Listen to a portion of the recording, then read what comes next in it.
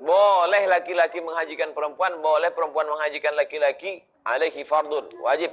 Walau qada'an, haji qada' au nazran, haji nazar, wa illam yusi bihi, walaupun tak ada ngasih wasiat. Haji nazar, dia udah haji, tapi bernazar dia lagi. Aku Pak Ustadz, saya udah haji Pak Ustadz, tapi kalau anak saya ini jadi nikah tahun ini, haji saya sekali lagi Pak Ustadz. Nah itu. Atau haji qada.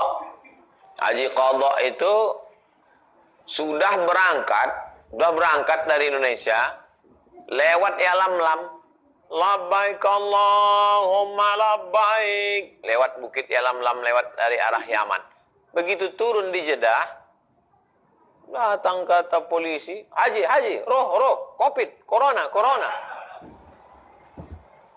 Bismillahirrahmanirrahim. Assalamualaikum warahmatullahi wabarakatuh. Waalaikumsalam. Alhamdulillah wassalatu wassalamu ala Rasulillah wa ala alihi wa sahbihi wa man tabi'ahu wa mawalah. Rabbi syrah li sadri wa yassir li amri wa hlul 'uqdatam min lisani yafqahu qawli. Jamaah yang dimuliakan Allah, kita lanjutkan membaca kitab Al-Fathul Mubin bi Syarhil Arba'in. Qala asy-syarih rahimahullah. Imam Ibnu Hajar Al-Haytami berkata, "Walamma su'ila sallallahu alaihi wasallam 'anil li'ani." Ketika Nabi Muhammad SAW ditanya tentang li'an. Li'an diambil dari kata laknat. Ceritanya ada seorang laki-laki menuduh istrinya selingkuh, berzina.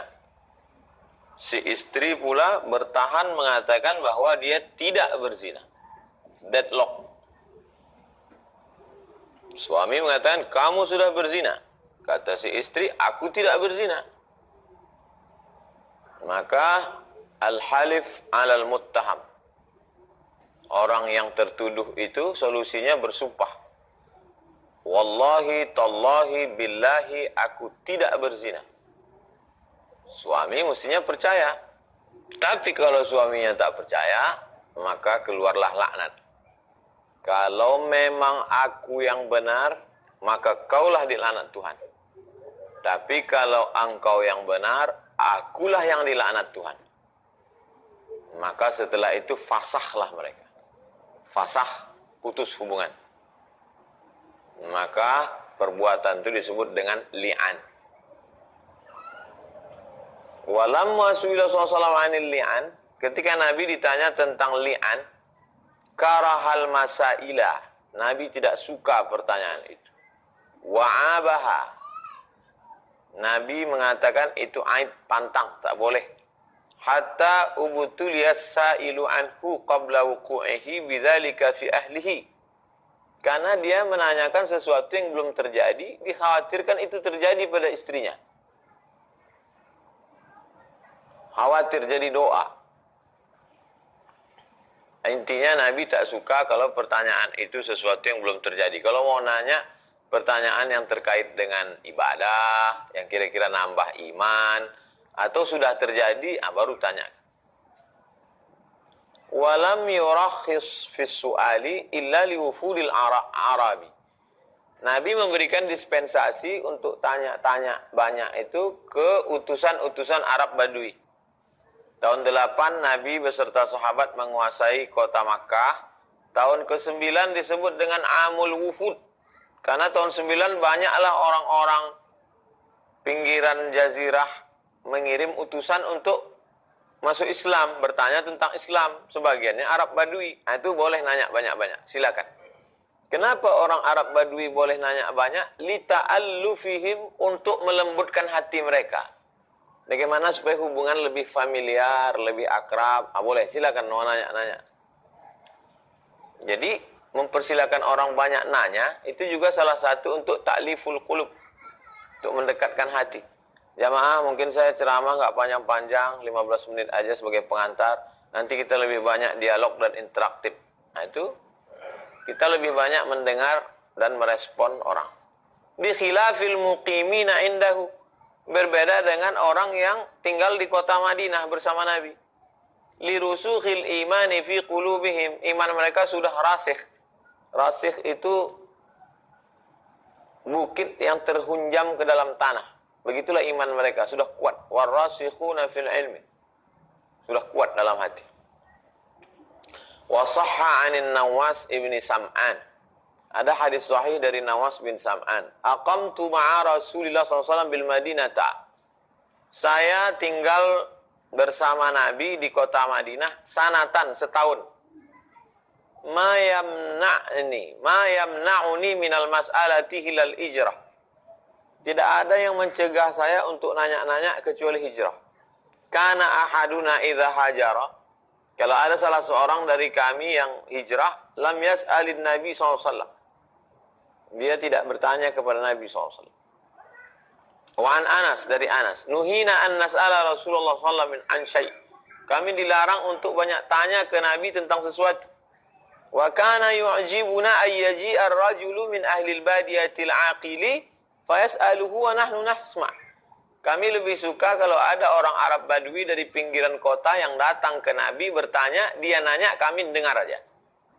Syukur-syukur kalau ada orang yang nanya masalah ini ke Nabi, nanti Nabi yang jawab, kami tinggal dengar. Mewakili pertanyaan kami. Begitu dulu. Dulu ada 10-20 orang, pertanyaannya satu, terwakili dengan satu orang. Sekarang enggak, 20 orang pertanyaannya itu diulang-ulang lagi. Tapi jadilah, mau orang ngaji zaman edan ini, alhamdulillah. Rawa Ahmad, Imam Ahmad bin Hanbal meriwayatkan, annahum rasyau a'rabiyan burdan. Dalam riwayat lain, biridain. Ada mereka sahabat-sahabat Nabi itu menyelimuti orang Arab Badui dengan kain. Hatta yas'ala lahum. Dipakaikan dia kain, suruh dia nanya ke Nabi, pertanyaannya dari mereka, tapi yang nanya dia, saking segannya mereka. Orang Arab Badui, pakaikan pakaian, pakai kain selimut burdah, pergi kau yang bertanya ke Nabi. Pertanyaannya begini-begini. Yas'ala lahum. Bertanya ke Nabi, lahum, tapi untuk mereka, untuk sahabat.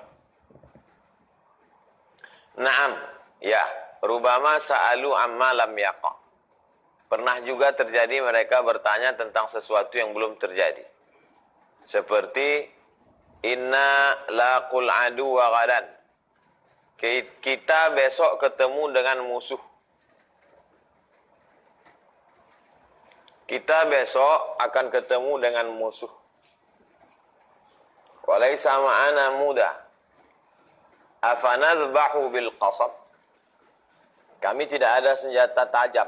Apakah kita akan menyembelih dengan qasab, dengan tanaman yang tajam, dengan tumbuh-tumbuhan, tebu apa itu disebut qasab.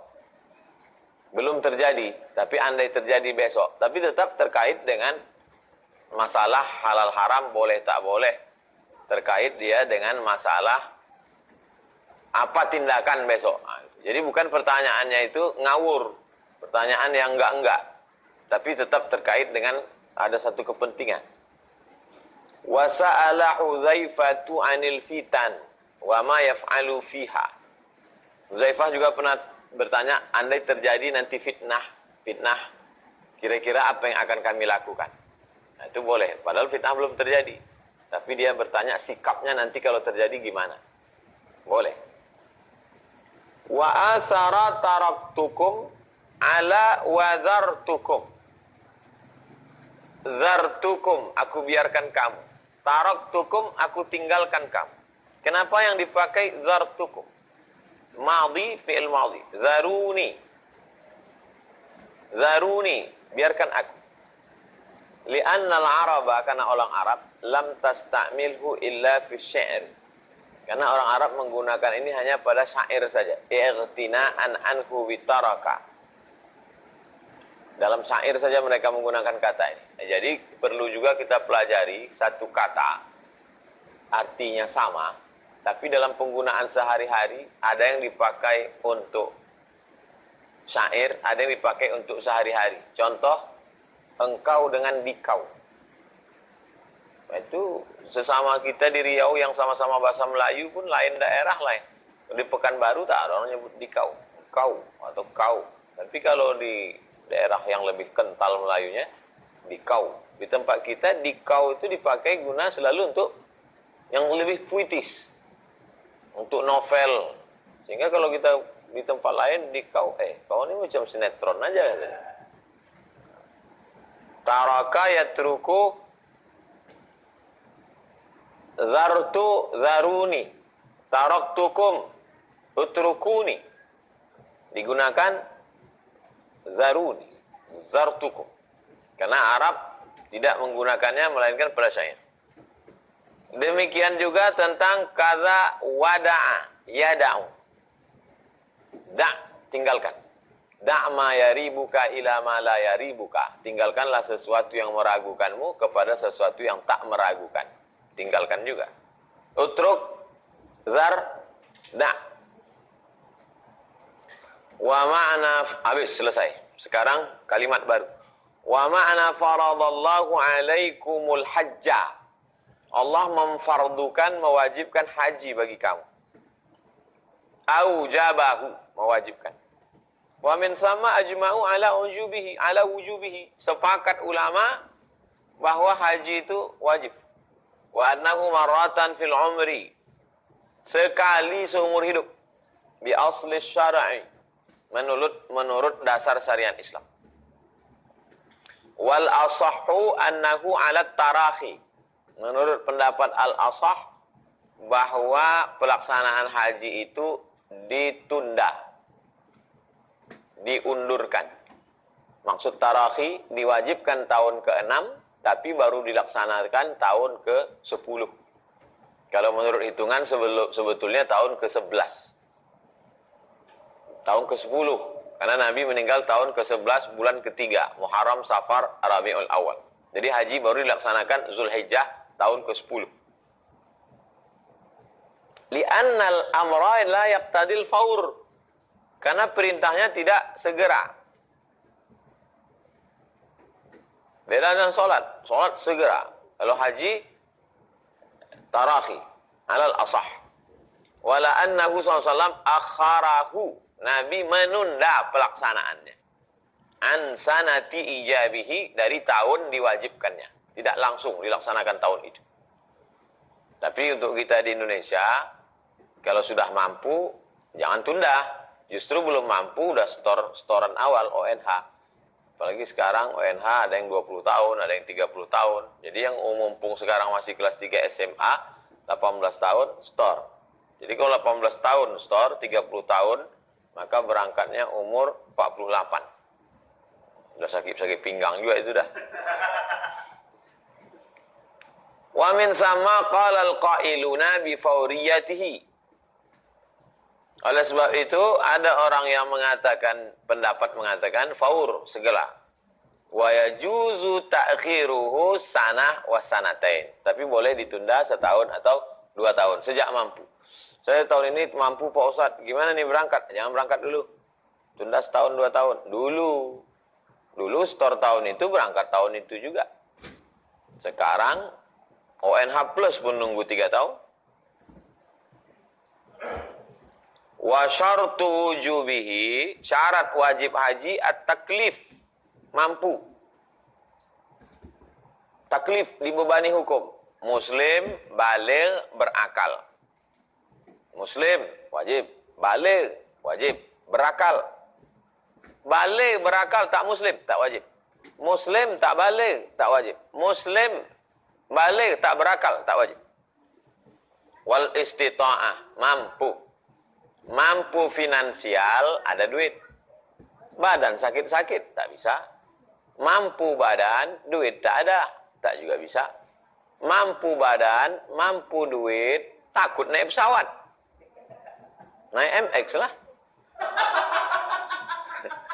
Macam geng Bang Ican. Ya, jadi ada juga orang tak mau naik pesawat, tak mau naik haji itu kalau ada jamaah begitu ditanya, tapi jangan depan orang banyak, 4 mata. Bapak katanya udah mampu. Ya Pak Ustadz. Kenapa tak mau berangkat haji?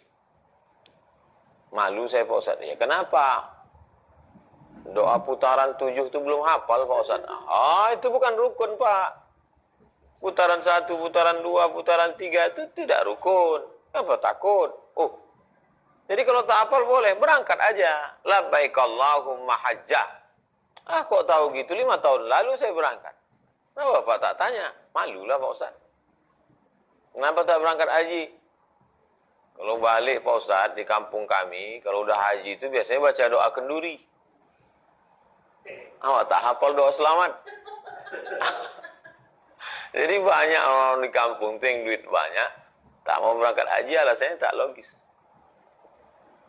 Nah, oleh sebab itu maka kita kasih tahu yang dimaksud itu adalah mampu, sehat badan, sehat, tahu rukun, syarat, wajib, sunat, udah berangkat. Wa kadzal hurriyatu indal jumhur. Menurut mayoritas ulama ada syarat satu lagi, hurriyah. Hurriyah itu dia bukan budak, bukan hamba sahaya. Muslim, balik, berakal, mampu, tidak budak. Wal Islamu syartun qila lil wujub. Ada yang mengatakan Islam itu syarat lil wujub, syarat untuk wajib. Wa qila lil ada. Ada yang mengatakan syarat untuk menunaikannya. Wal istita'ah fussirat fi hadisi. Sedangkan mampu itu dijelaskan dalam hadis bizadi war rahilah. Ada bekal dan ada kendaraan. Rahilah transportasi, zat konsumsi akomodasi. Ada bekalnya. Makanya orang berangkat haji itu ada bekal. Lakin marra'ana minhum man sahhahahu wa minhum man dha'afahu. Tapi ada pula di antara mereka yang mensahihkan hadis ini, ada yang mendhaifkan hadis ini. Wa min sama, oleh sebab itu ikhtalafu fihima. Mereka ikhtilaf tentang ini. Faqala Malik, Imam Malik berpendapat man i'tada su'al bi baladihi, siapa yang biasa meminta-minta di negerinya, la yahtaju li wujuzi zat, dia tidak perlu ada zat bekal. Wa man qadara 'alal mashi, siapa yang mampu berjalan, yulzimuhu, maka dia wajib, wa in ba'udat al masafah, walaupun jaraknya jauh, memang dia sudah terbiasa jalan. Wahtajja bi annahu yusamma mustati'an, karena orang begini mampu. Biasa dia jalan kaki. Memang jalan kaki. Kemana-mana jalan kaki. Ya berangkat, tawakal Allah. Dia itu sudah dimasuk mampu. Urfan, menurut urf. Menurut urf dia itu sudah mampu. Transportasi, dia memang tidak pernah naik keledai, tak pernah naik onta. Memang kemana-mana jalan kaki. Dulu, zaman dulu. Orang berjalan kaki. Jangankan zaman dulu, zaman sekarang. Di suku Talang Mama, itu orang di dalam hutan itu jalan kaki. Mana bisa naik motor dalam? Kendaraan cuma 2. Naik sampan atau jalan kaki. Membawa hewan kurban dari sungai Sungai Bomban, air Bomban itu ke Rantau Langsat, jalan kaki membawa kerbau. Bayangkan itu jauh. 3 hari 3 malam. Jadi kita heran mendengar orang jalan kaki nih. Padahal di masyarakat kita sekarang masih ada orang jalan kaki. Suku anak dalam jalan kaki dalam hutan sana. Mereka diikatkan gerobak di belakang kerbau tuh. Di mana kerbau tuh berhenti, ada di situ pasang kelambu. Yang pakai kelambu pun anak-anak kecil aja. Bapak ibunya udah tak digigit nyamuk, udah pahit udah.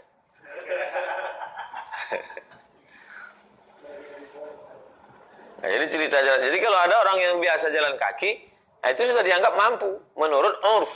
Jadi tak perlu dia naik kendaraan. Wa khalafahu Syafi'i wal aktsarun. Tapi Imam Syafi'i berbeda pendapat. Nih, Imam Malik itu gurunya Imam Syafi'i. Hatam Muwatta itu.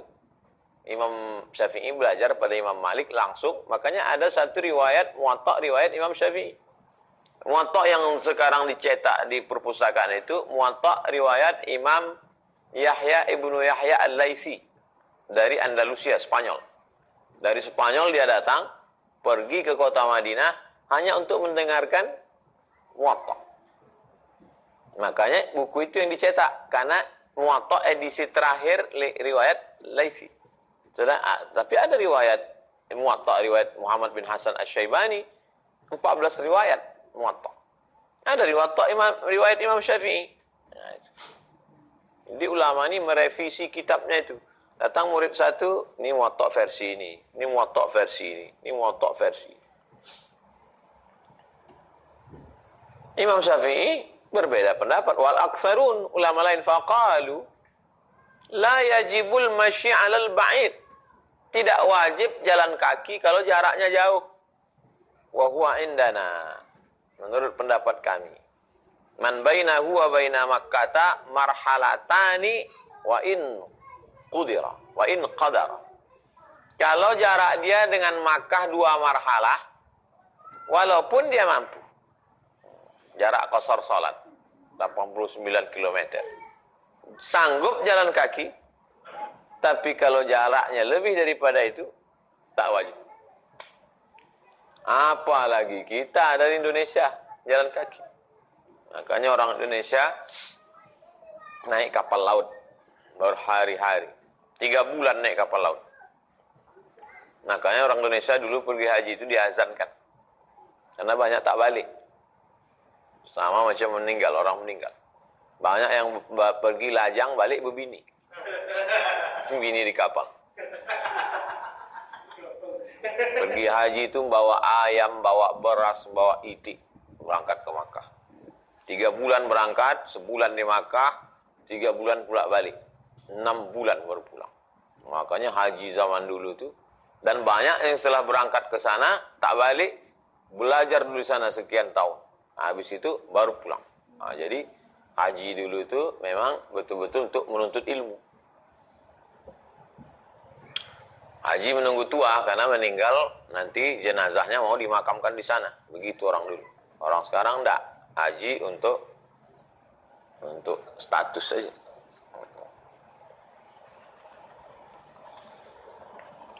Walas su'al mutlaqan. Apalagi dia tak boleh minta-minta untuk bekal. Tak boleh minta-minta mutlak. Tak boleh sampai di Makkah minta-minta. Kau berangkat ke Makkah ni ada modal? Ada. Jangan sampai di Makkah minta-minta. Memangnya ada orang Pak Ustadz berangkat sampai di Makkah minta-minta? Ada. Tak ada modal sampai di Makkah minta-minta. Mengemis, na'udzubillah. Kalau dalam mazhab Syafi'i tak boleh. Mutlaqan. Wa qalu, mereka berpendapat, innahu la yusamma fil urfi mustati'an. Orang seperti itu menurut urf tidak disebut mampu. Illa in wajada zada mutlaqan, kecuali kalau dia ada bekal. Warahilata in ba'uda an Makkata, dia ada hewan tunggangan, apakah unta, apakah keledai, apakah bighal. Yang besar kuda, lebih kecil dari kuda bighal, lebih kecil dari bighal keledai. Naik kambing tak pula bisa. Fa aslu ikhtilafihim fil hukmi ikhtilafihim fil urfi. Letak perbedaannya dalam penetapan hukum itu berbeda dalam menetapkan urf. Menurut mazhab Maliki, orang yang biasa minta, biasa jalan kaki, menurut urf itu sudah mampu. Orang dalam mazhab Syafi'i itu tidak bisa disebut urf. Karena bekal dengan transportasi mesti barang itu ada, mesti bekal itu ada, mesti kendaraan itu ada. Ini perlu untuk bagi yang mengkaji tentang fikih, karena orang berpikir simpel aja. Nabinya kan satu, Qurannya kan satu, hadisnya kan satu. Kok bisa hukumnya banyak? Bodoh. Kalau bodoh tuh nanya, jangan ngetes-ngetes orang. Ini materi, ini berat. Sedangkan masalah urf aja orang bisa berbeda. Urf menurut mazhab Maliki beda dengan urf menurut mazhab Syafi'i. Jadi di dalam kitab ini, orang bisa mengeluarkan mustalah hadis. Dari kitab ini, orang bisa mengeluarkan usul fikih. Dalam kitab ini, orang bisa mengeluarkan balaghah. Jadi dalam kepala Ibnu Hajar Al-Haytami itu masak semuanya. Tafsirnya ada, fikihnya ada, usul fikihnya ada, balaghahnya ada, ma'aninya ada, mantiknya ada, bayannya ada, dan termasuklah masalah urf. Waqtalafu aidan fi man lam yastati' al-hajja binafsihi. Termasuk juga mereka ikhtilaf tentang orang yang tak sanggup haji sendiri. Li'ajzihi anis subut alal markub. Karena tulang belakangnya tak bisa tegak di atas unta. Asal duduk di atas unta, jatuh.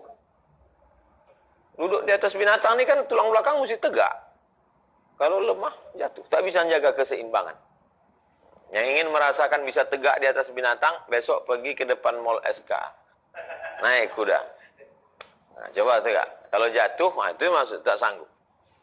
Li'ajzihi anis subuti alal markubi. Hal yukhatabu bil haji fayuhajju anhu fi hayatihi biiznihi. Ini ikhtilaf lagi. Apakah orang yang tak sanggup pergi sendiri ini, apakah dia termasuk yang wajib haji? Lalu kemudian bolehkah dia dihajikan orang lain? Padahal dia masih hidup. Tolong kau hajikan aku ya. Tolong kau hajikan Datuk ya. Datuk tak bisa duduk di atas onta nih. Asal duduk jatuh. Padahal dia masih hidup. Boleh tak dihajikan nih? Biiznihi, dengan izinnya. Wa ba'da mautihi. Kalau dia sudah mati, boleh tak dia dihajikan? Min tirkatihi. Biaya hajinya dari harta warisannya. Aula. Boleh apa tak boleh? Qala bil awal. Wal aksaruna wa minhum syafi'u. Wa bisani Malik.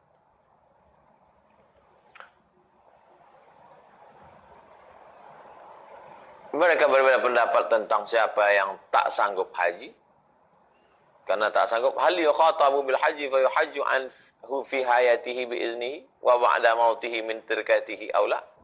Qala bil awal al aksarun minhum Syafi'i wa bisani Malik.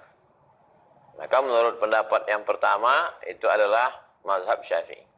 Sedangkan yang kedua adalah mazhab Malik. Di mana letak perbedaannya? Wa ma'alu ikhtilafihim huna lil urfi aidan. Letak ikhtilafnya ada pada urf. Fa innal awwalaini bi'adunahu mustati'an bi ghairihi.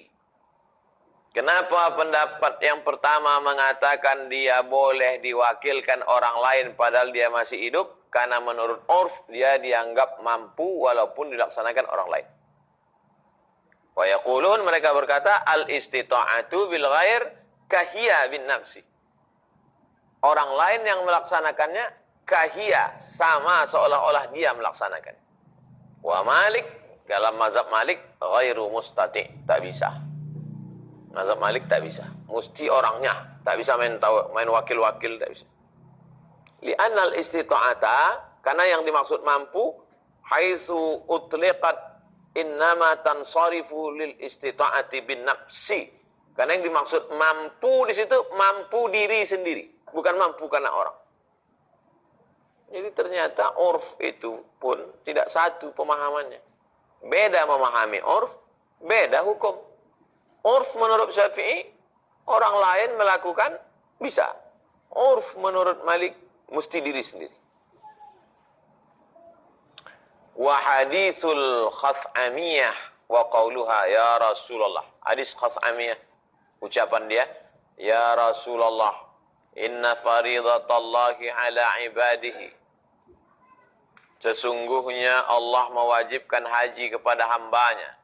Adraktu abi syaikhan kabiran. Ayahku sudah tua renta, jompo. La yastati'u an yuthbita ala rahilah. Dia tak bisa tegak di atas hewan tunggangan. Afa ahujju anhu, bolehkah ku hajikan dia? Apa kata Nabi? Naam, boleh. Wa fi riwayatin, dalam riwayat lain, la yastati'u ayyastawiya ala zahri ba'irin. Dia tak bisa duduk bersemayam di atas pundak onta. Wa fi ukhra, dalam hadis lain, alaihi faridatullah, dia wajib fil hajj, wajib haji. Wa fi ukhra, dalam hadis lain, apa kata Nabi? Fahajji an, kau laksanakan haji untuk bapakmu. Zahirun fid dilalati lil awwalain. Jelas dalil ini mendukung pendapat yang pertama, bahwa yang mampu itu tidak hanya diri sendiri.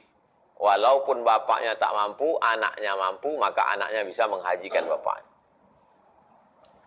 Wa takallafal malikiyatu lil jawab. Mazhab Maliki memberikan jawaban bima ya'bahu zahiruhu. Tapi kelihatannya tidak bisa kalau dilihat dari zahirnya. Wa minhu anna zahiral istita'ati fil Qur'an yukhalifuhu. Bahwa mampu secara zahir dalam Quran berbeda dengan hadis ini. Faquddima litawaturihi, maka didulukan Quran daripada hadis karena Quran mutawatir dan hadis itu ahad. Jadi kalau orang selama ini mengatakan mari kembali ke Quran dan sunnah, ini kembali ke Quran dan sunnah, sunnahnya sahih, Qurannya mutawatir. Kenapa bisa berbeda pendapat? Kalau dalam mazhab Syafi'i, anaknya mampu, bapaknya tak mampu, bisa. Kalau dalam mazhab Maliki tak bisa. Kenapa? Karena hadis ini ahad, sedangkan ayat mutawatir. Nah, itu yang perlu dipahami itu. Jadi tak bisa kita paksakan orang Maliki mau ikut mazhab Syafi'i, orang Syafi'i ikut Maliki, nggak bisa. Jadi yang paling selamat itu apa? Berlapang dada menerima perbedaan. Saya tak mungkin saya salah-salahkan mazhab Maliki. Orang semua guru saya mazhab Maliki di Darul Hadis. Semester 1 5, semester 2 5, 10 orang, tambah ketua jurusan, tambah penyidang saya. 15 orang guru. Itu baru di kampus, belum di luar kampus. Semuanya mazhab Maliki. Tak mungkin saya salahkan mazhab Maliki. Ya, jadi sebenarnya kalau kita berguru dengan orang Hanafi, Maliki, Syafi'i, itu kita menghormati dia. Walaupun saya tetap memakai mazhab Syafi'i, tapi saya hormati karena guru kita. Tak mungkin kita lawan, tak berkah. Makanya cara untuk supaya kita tidak fanatik mazhab adalah berguru dengan macam-macam mazhab. Selama mazhab ahlus sunnah wal jamaah. Yang berguru kepada orang batil. Supaya kita menghormati orang sakau, mari berguru pada guru yang mabuk. Selama masih ahlus sunnah wal jamaah. Wa yujabu anhu, dijawab. Nah, ini dijawab oleh Imam Ibnu Hajar Al-Haytami. Menjawab itu bukan berarti melawan. Jangan katakan, ini Imam Ibnu Hajar ini melawan gurunya Syafi'i. Tidak. Bi annahu mabniun ala ma marra lahum, bahwa setelah sudah dibahas sebelumnya, anal mafhuma minal istita'ati urfan. Yang dimaksud dengan mampu secara urf itu adalah istita'atu bin nafsi, mampu diri sendiri. Wa marra annahu mahallun niza', sudah dijelaskan itulah titik konfliknya, penyebab perbedaan ini di situ. Wa annahu yahtamilu anna ma'ana adraktuhu, ada kemungkinan ucapan si Khas'amiyah, perempuan dari Khas'amiyah itu dia katakan adrakathu, dia ketemu dengan bapaknya, annahu farada wa huwa marid, ayahnya sakit. Wa taraddahu riwayatul akhirah. Wa taradduhu riwayatul akhirah wa anna hadha dhannun minha wa laysa mutabiqan lil waqi'. Itu prasangka dari dia tapi tidak sesuai dengan fakta. Wa yuraddu bi anna hadha mujarrad da'wah. Ini hanya sekedar pernyataan. Wa illa fasukutuhu sallallahu ala su'aliha. Nabi diam ketika ditanya. Wa ijabatuhu alaih, kemudian memberikan jawaban. Zahirun fi taqririhi wa sihhatihi, menunjukkan hadis takriri, Nabi mengiyakan dan Nabi mensahihkan. Wa anna amraha bil haji innama huwa min babit tatawwu', bahwa Nabi memerintahkannya melaksanakan haji, kata Nabi fahajji anhu, laksanakan haji. Innama huwa min babit tawwu wa isalil khair lil mayyit. Termasuk dalam kategori tatawwu, sunat, dan mengirimkan kebaikan untuk mayat. Orang meninggal dunia tetap bisa ditransfer ibadah dari anaknya.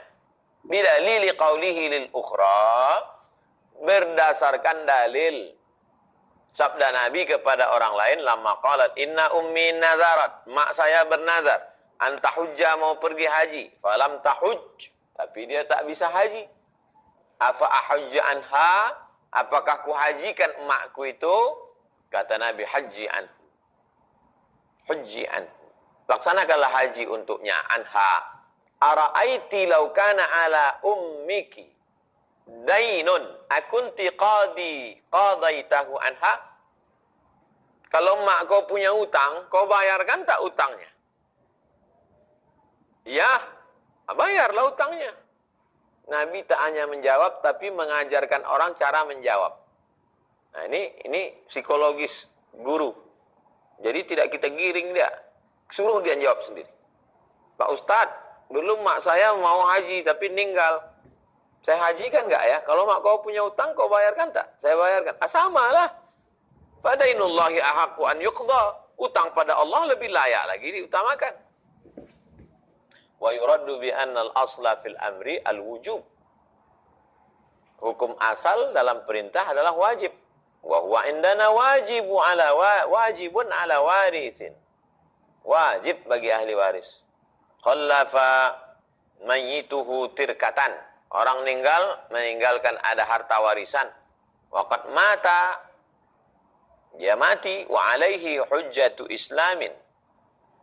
Wa alaihi hajjatu islamin. Dia belum haji. Hajjatu Islam maksudnya belum pernah haji. Au nazrin.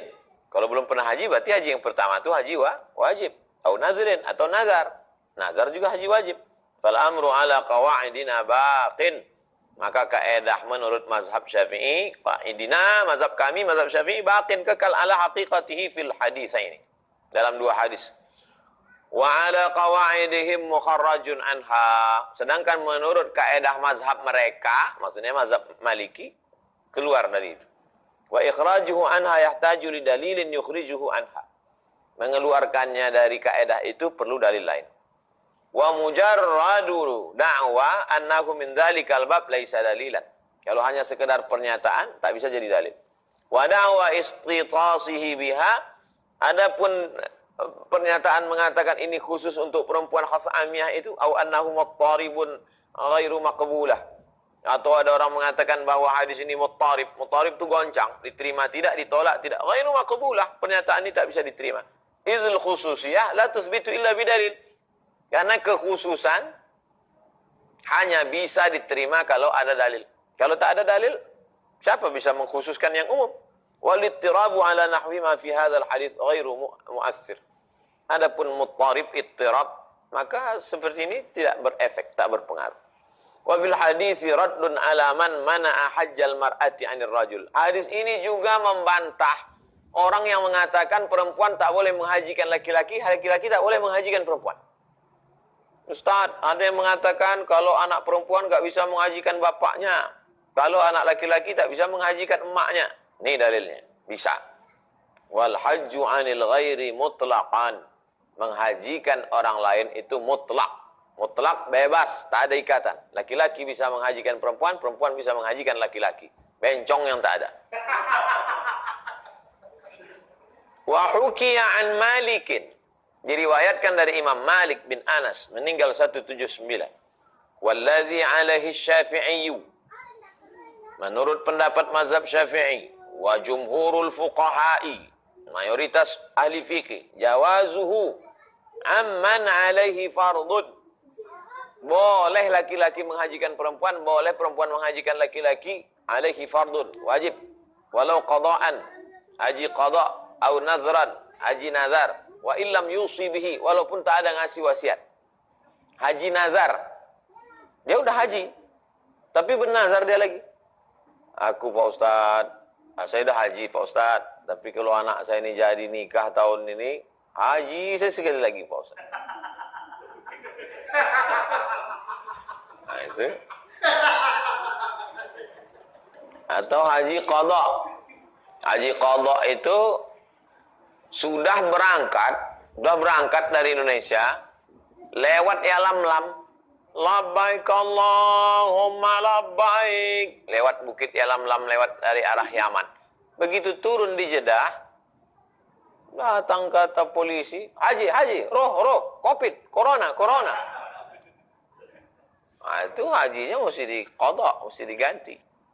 Batalkan, bayar denda, potong kambing, balik ke Indonesia, karena udah pakai ihram. Maka tahun depan pulang meninggal. Bukan karena corona meninggalnya, karena sedih disuruh pulang tadi. Maka tahun depan tuh anaknya melaksanakan, itu namanya haji qadha. Walaupun dia tak ada pesan, tak ada wasiat. Aku meninggal nanti ku wasiatkan kalian hajikan aku ya, tak. Tetap. Wa amman awsa bihi walau tatawuan. Atau ada seorang bapak ibu sudah haji, cuman di pesannya wasiatnya anaknya, nanti kalau papa mati kau berangkatkan haji ya. Haji sunat itu. Nah, itu laksanakan juga. Wa an hayyin ma'dhubin biiznih. Orang yang hidup ma'dhubin maksudnya tua renta, tak sanggup. Ajizin anin nusuki binafsihi likibirin, karena tua, au ghairihi, atau karena sulit, kama syaqqatin syadidatin, sulit. Sakit kaki, sakit rematik, sakit macam-macam lah. Udah tua ini kan macam-macam. Pencet klakson, keluar air.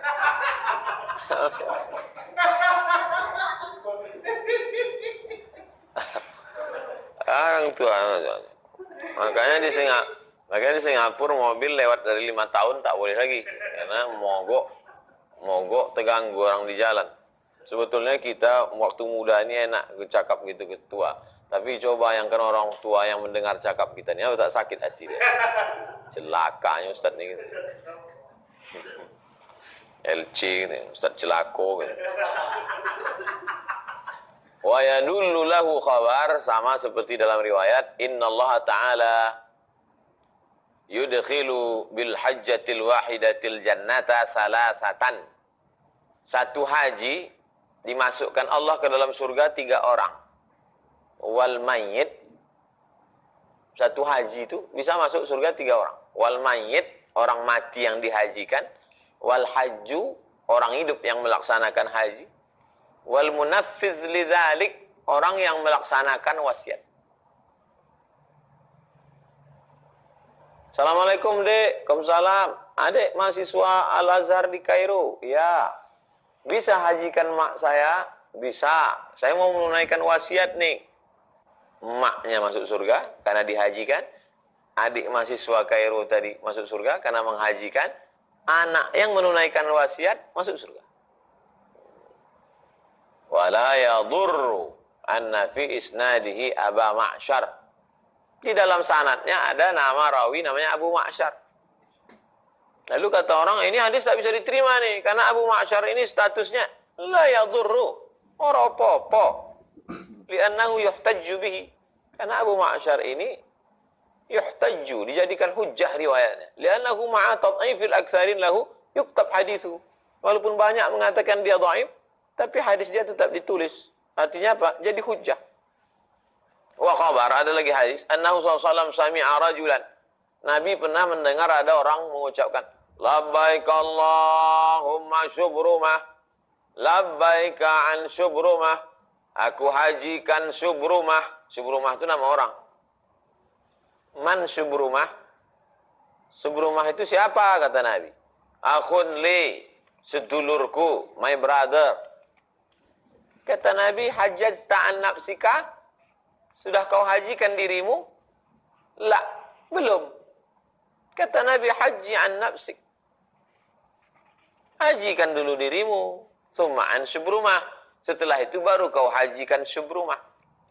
Kalau mau ngetes tajam tak tajamnya analisa anak-anak kita, coba tes ceritanya. Nabi mendengar seorang laki-laki, aku hajikan Syubrumah. Nabi bertanya, siapakah Subrumah? Orang itu menjawab, saudaraku. Kata Nabi, sudahkah kau haji? Belum. Kata Nabi, hajikan dirimu, baru kau hajikan Subrumah. Pertanyaan, apa saja pelajaran yang bisa diambil dari hadis ini? Nangkap tadi ceritanya. Satu, bahwa orang tidak bisa menghajikan orang lain sebelum dia haji. Itu fikihnya. Tapi kalau akhlaknya, orang dulu lebih mementingkan saudaranya daripada dirinya sendiri. Jadi satu hadis itu banyak kan. Bisa pula dihajikannya Subrumah, padahal dia belum haji. Saking sayangnya ke saudara. Orang sekarang enggak. Dia bolak-balik pergi haji, saudara umroh pun tidak. Mampuslah kau situ. Ketika turun ayat fawalli wajhaka syatral masjidil haram, hadapkanlah wajahmu ke arah masjidil haram. Berlomba-lomba sahabat datang menjumpai Nabi. Apa yang mereka tanyakan? Bagaimana sholat saudara kami yang menghadap ke Masjidil Aqsa dan dia mati? Diterima tak sembahyang? Kalau sekarang lah itu terjadi. Ramai-ramai datang ke Nabi. Kok bisa ini pindah ke kiblat? Sahabat tak ada tanya pindah kiblat. Yang ditanyanya, saudara kami dulu yang 17 bulan sholat menghadap ke Baitul Maqdis, mati. Diterima tak sholatnya? Turun ayat. Wa ma kana Allah liyudhi'a imana. Allah tak mungkin menyia-nyiakan iman mereka. Iman di ayat itu maksudnya sholat mereka dulu. Maka disebut at-tahuru syatrul iman. Bersuci itu setengah dari iman. Iman yang dimaksud di situ sholat. Kenapa bersuci itu setengah? Karena tak sah sholat kalau tak ada wudu. Pak Ustadz, masa iya bersuci itu setengah iman? Ya, gimana ceritanya? Ya udah gitu, jangan tanya-tanya. Wal jumhur mayoritas ulama ala karahati ijaratil insan. Makruh menurut mayoritas ulama ijaratil insan lil hajj, nafsahu lil hajj, mengambil upah. Nah, ini tersinggung mahasiswa Mesir. Ambil upah. Wa yambaghi hamluhu ala man qasadat dunya. Tapi kalau maksudnya ingin dunia, ingin cari duit. Tapi kalau untuk ganti tiket Wadi Nil sama Assalam dari Kairo ke Jeddah, boleh. Kan bukan, mana ada mahasiswa cari kaya pergi haji? Untuk biaya kuliah. Amma man qasadal akhirata, adapun orang yang niatnya akhirat oriented, lihtiyajihi lil ujrah, diambilnya upah melaksanakan haji itu, upah, yusarrifuha fi wajibin, dipakainya untuk wajib, untuk nuntut ilmu, biaya hidup di Mesir. Au mandubin, atau yang sunat, fala karahata fi haqqihi, maka tidak makruh. Dah, jelas tuh adik-adik mahasiswa. Begitulah kaji kita malam ini. Besok kita bahas hadis ke-10. Hadis ke-10 judulnya besok buat yang diterima hanya yang suci. Yang diterima hanya yang suci. Tiba-tiba ada yang komen bahasa di Instagram, alhamdulillah Pak Ustadz, istri saya suci.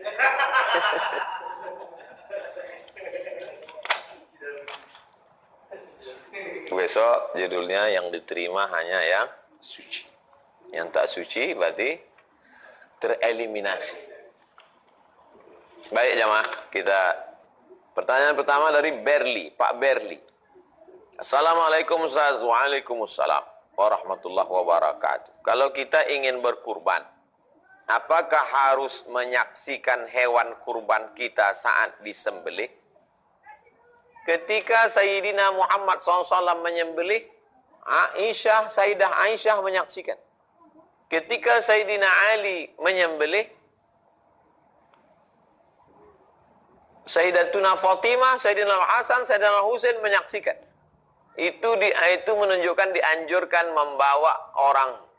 Kalau perempuan dia tidak ikut menyembelih, Tapi orang lain menyembelih, dia menengok. Kalau laki-laki yang mampu, dia menyembelih sendiri. Bismillahi wallahu akbar, Allahumma taqabbal min fulan bin fulan.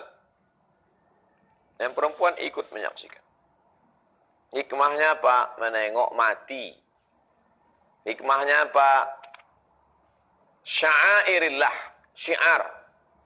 Biar supaya orang jangan sepele nengok kita. Tengok tuh orang Islam. Penuh tanah lapang tuh. Bagi-bagi daging mereka. Apa hukum menyaksikan itu? Bukan rukun, bukan syarat, bukan wajib. Bukan rukun, bukan syarat, bukan wajib. Sunat. Jangan gara-gara ini tak berkurban. Pak, kirimkan kurbannya ke suku Talang Mamak, suku Akit, suku Laut, suku Sakai. Wah enggak, saya mesti ngelihat penyembelihan. Transfer aja. Ngelihat itu tidak wajib, tidak rukun, tidak syarat. Transferkan ke nomor berikut ini. Kedua, Ibu Nurdiana. Ustadz, ketika ada teman kita yang akan mengurus tolak di kuah, apakah berdosa kita menemaninya mengurus? Kalau dia cukup rukun syarat, maka tidak dosa. Karena dalam Islam ada pembahasan tentang itu. Tapi kalau hanya untuk main-main, hanya untuk suka-suka, hanya untuk menyia-nyiakan hukum Allah, maka kita termasuk dalam orang yang at-tala'ub bihududillah, mempermainkan hukum-hukum Allah. Cukup syarat, tidak memberi nafkah, tidak memberi makan, tidak memberi pakaian, tidak memberi perhatian, cukup syarat. Kita temani dia, kita sudah menolong dia dari aniaya orang. Tapi kalau tidak, hanya untuk main-main saja. Bayangkan itu. Suami miskin, susah. Perempuan ini pula mau hidup gaya hebat. Lalu kita temani dia. Berarti kita sudah bersyubhat, sudah berkongsi, sudah bekerja sama dalam kebatilan. Na'udzubillah. Jadi jangan asal ikut aja sama orang. Kenali baik-baik. Apa ini perbuatan? 3. Muzakki yakin. Muzakki artinya orang yang berzakat. Yakin. Nama orang, Pak Muzakki yakin. Ustadz, adakah doa khusus dibaca ketika hamil dan proses kelahiran? Orang yang hamil itu, dia rentan diganggu oleh jin setan. Karena emosinya labil. Maka dibacanya lah yang menguatkan dia, menjauhkan dia dari godaan setan. A'udzu bikalimatillahi tammati min kulli syaitani wa hammati wa min kulli ainil lammah. Aku berlindung dengan firman Allah dari segala godaan setan dan segala yang mengganggu. Bismillahilladzi la yadurru ma'asmihi syai'un fil ardi wala fis sama'. Aku sebut nama Allah. Dengan menyebut nama Allah tak ada satupun yang dapat memudaratkan di bumi maupun di langit. Banyak-banyak salawat. Allahumma salli ala Sayyidina Muhammad wa ala ali Sayyidina Muhammad. Sebelum tidur malam, baca pangkal Al-Baqarah sampai wa ulaika humul muflihun. Baca ayat kursi tengah Al-Baqarah. Baca ujung Al-Baqarah, lillahi ma fis samawati wa ma fil ard. Baca Al-Fatihah sekali. Qul huwallah 3 kali. Qul a'udzu falaq sekali. Qul a'udzu nas sekali. Tiupkan ke tapak tangan. Tiupkan ke tapak tangan, usapkan ke muka, ke kepala, ke badan. Menghadap ke arah kiblat. Nah, kuatkan. Jadi perempuan yang sedang hamil itu emosinya tak stabil. Datang setan berbisik-bisik. Jadi setan itu kerjanya. Ini saya ajarkan kerja setan. Kerja setan itu mengipas-ngipas saja. Jadi kalau nampaknya ada percikan api, kipasnya jadi besar. Sedangkan fungsi zikir dan doa itu memadamkan api. Jadi begitu ada rasa cemas, ada rasa ngeri, datang setan. Perempuan yang sedang menstruasi, galau, susah, nampak setan. Disitulah dia masuk. Perempuan yang sedang hamil, datang. Gitu juga. Orang yang sedang di ruang ICU, sakit, meracau, galau, itu masuk dia. Makanya zikir ini mesti kuat. Kalau kuat zikir kita, kita pantai zikir la ilaha illallah, la ilaha illallah, la ilaha illallah, la ilaha illallah, la ilaha illallah. Mana dia berani kuat? Jangankan setan, dokter pun takut. Lagi setan. Jadi sampai masanya nanti kita ini tak ada kawan lagi. Kawan tak bisa jumpa, keluarga tak dikasih masuk, jam 1 malam, mati lampu. Belum cerita mati lagi nih. Kalau cerita mati, jam 1 malam di ruang ICU, lampu redup sendirian. Itu kalau tak kuat zikir, tak putus. Jadi yang selama ini banyak berkawan-kawan, jangan terlalu berpegang pada kawan. Sampai masanya kita sendirian. Kalau cerita mati, mati. Ini belum mati lagi. Masih di rumah sakit. Makanya kuat zikir. Kalau orang kuat berzikir sebelum tidur, ambil tasbih, zikir. Allah Allah Allah Allah Allah Allah Allah Allah Allah Allah Allah Allah Allah Allah Allah Allah Allah Allah sampai tertidur. Karena kalau diperturutkan pikiran ini, pikir sana, pikir kemari, pikir sana, pikir kemari, datang setan masuk.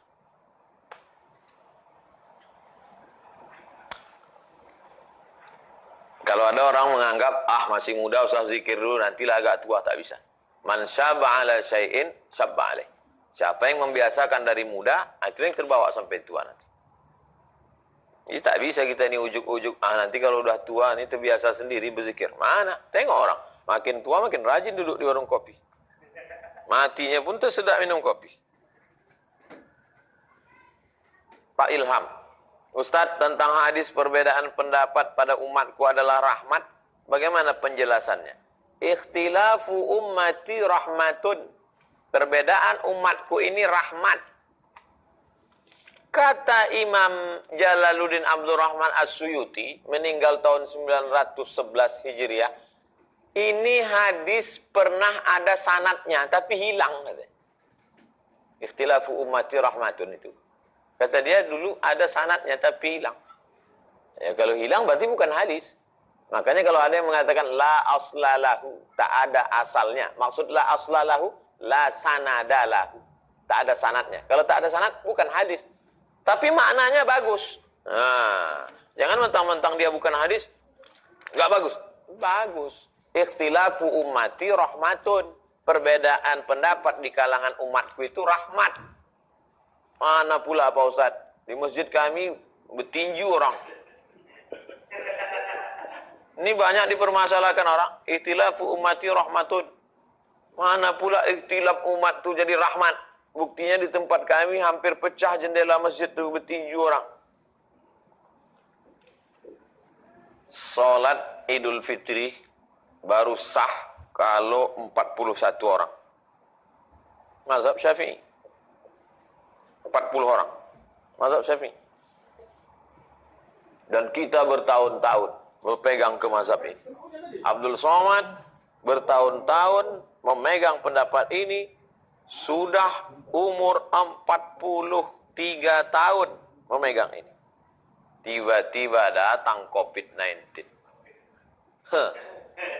Datang COVID. Terus kayak mana sholat Id kemarin? Pakai mazhab Hanafi. Imam satu, makmum beberapa orang. Jadi sholat Id. Nampak ikhtilafu ummati rahmatun. Rahmat. Dan kita mana pula berani kita melawan Imam Syafi'i. Tapi karena darurat, kita laksanakan. Sholat Id, habis itu khutbah, tercapai. Dan Majelis Ulama Indonesia pun mengeluarkan fatwa itu. Nampak rahmat. Jadi, perbedaan fikih di antar ulama itu menjadi khazanah kekayaan yang luar biasa. Begini kata Imam Hanafi, begini kata Imam Maliki, begini kata Imam Syafi'i, begini kata Imam Hambali, begini kata Imam Al-Auza'i, begini kata Imam Ibnu Abi Layla, begini kata Imam Sufyan Ats-Tsauri, begini kata Imam Sufyan Ibnu Uyainah, begini kata Imam Laits Ibnu Sa'ad, begini kata Imam Ja'far. Kekayaan. Terakhir, Bu Elsa Fitria. Ustadz, apa hukumnya jika saya selalu tak sengaja membunuh semut ketika sedang menyapu atau mencuci piring? Karena di rumah saya banyak semut. Kenapa semut itu datang ke piring Karena ada tulang ikan. Maka habis makan, jangan biarkan tulang ikan itu ada di atas piring. Ini bukan tak sengaja, sengaja kita meninggalkan. Buang tulang ikan, sambal-sambal, telur dadar, segala macam berlebih, masukkan ke plastik, masukkan ke tong sampah. Lepaskan yang sampah membusuk, sampah plastik, masukkan ke plastik, sampah yang busuk, campakkan. Biar supaya itu jadi makanan semut. Karena makhluk-makhluk Allah itu juga mau makan. Dibiarkan pula tulang belulang, tulang sup tunjang, tulang kaki, tulang. Datanglah semut. Pas datang semut, disiram pakai air panas. Dia makhluk Allah Ta'ala. Tengok Nabi Sulaiman alaihissalam. Nabi Sulaiman raja di raja gagah perkasa. Ditahannya pasukan itu. Di rumah banyak anak kecil. Anak kecil itu kan habis makan roti, kalau perutnya kenyang, sipak-sipaknya roti itu. Disapu lah. Habis itu disapu, buang. Ini dibiarkan. Oh, dibiarkan tentu berdatangan semut. Bukan salah semut tuh, kita yang salah. Kita yang salah. Kita biarkan agak 2-3 jam. Datanglah semut. Pas datang semut baru mengamuk. Mana semut ini datang? Semut tuh kalau boleh dia dikasih suara, mengamuk juga ada.